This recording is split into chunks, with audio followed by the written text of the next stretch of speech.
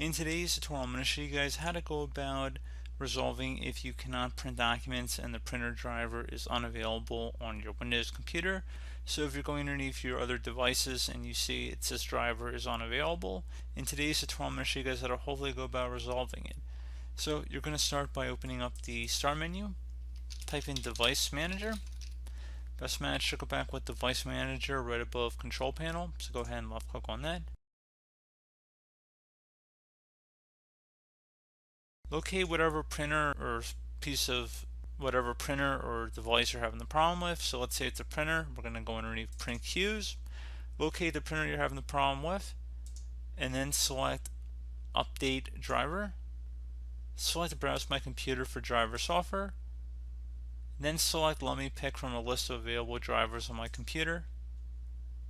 Select Generic Software Device. Again, this will be applicable for whatever printer you're having the problem with, or device. I mean, it doesn't have to just be a printer, but we're going to go ahead and select Next.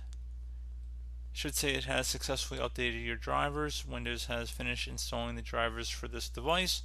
Select Close, with just closing out of here, as well as doing a power cycle for whatever device you're having the issue with, to turn it on and then turn it off again, and that should hopefully be able to have resolved your problem.